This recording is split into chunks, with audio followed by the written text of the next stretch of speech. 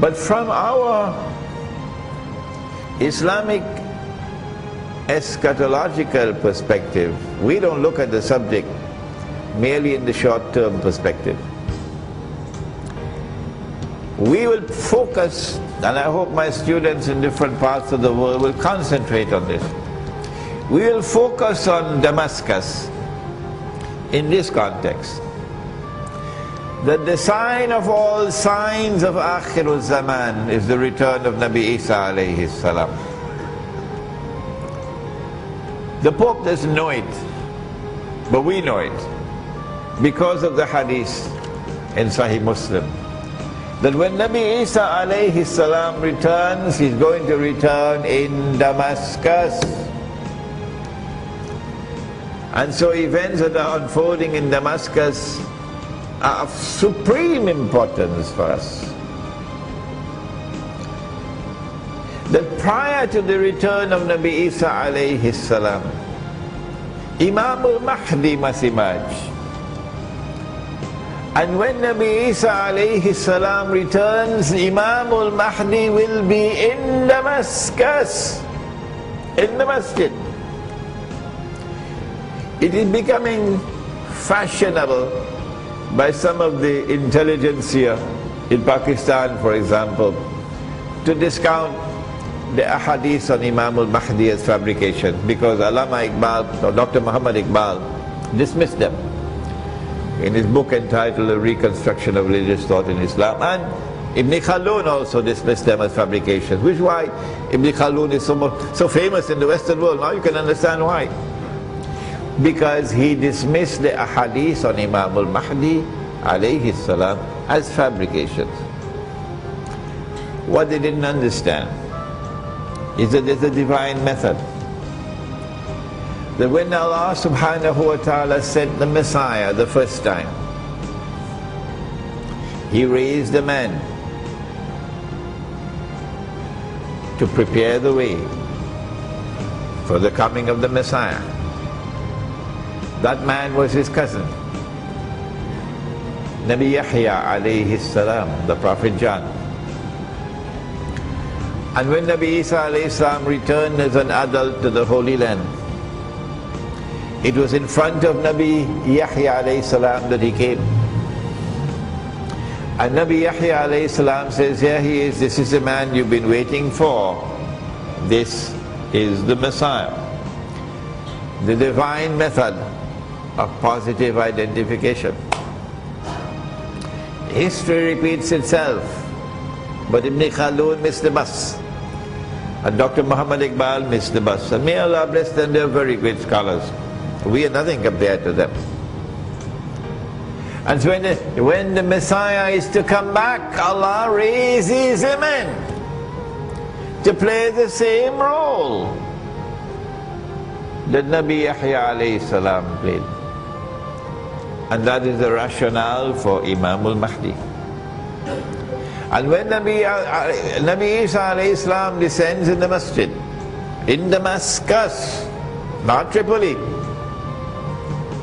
Imam al-Mahdi will be in the masjid. They'll be ready preparing for salat. And before the salat could commence, he comes down. And Imam al-Mahdi will look at him and say, this is the Messiah. Positive identification, repeating itself, the divine methodology. Before that happens, Imam al-Mahdi has to proclaim himself to be the Mahdi in Mecca. You may have heard my lecture, it's on YouTube. When he proclaims himself as the Mahdi in Mecca, he's going to be attacked by an army from Sham, which means that the believers are not going to be in control of Damascus from now until that day. Are you following me? He's going to be attacked by an army from Sham. Damascus today is not only ruled by a sectarian Shia movement, that is oppressing the majority Sunni Muslims. Brutal suppression. But also Damascus today is the supreme voice in the Arab world of Arab nationalism, taking over from Baghdad. Arab nationalism is a rival to Islam. And so an army is going to come out of Sham to attack Imam al-Mahdi. And when an army crosses Medina, going south to Mecca, the earth will open and swallow that army. This is the third of the three khusuf. 10 major signs of the last day. Number 1, Dajjal. Number 2, Gog and Magog. Number 3, the return of the son of Mary. Number 4, Dukhan. Number 5, Dabbatul Ard. Number 6, that the sun will rise from the west. Number 7, 8 and 9, 3 earthquakes. But these are earthquakes in which the earth sinks down. So they're called khusuf. 1 in the east, 1 in the west, and the third in Arabia, not Tamansuri, UK. Arabia. And when this takes place, that army is going to be swallowed. This is sign number 9. And number 10 is that the fire will come out of Yemen. So these are the 10 major signs of the last day. And now that army is swallowed by the earth.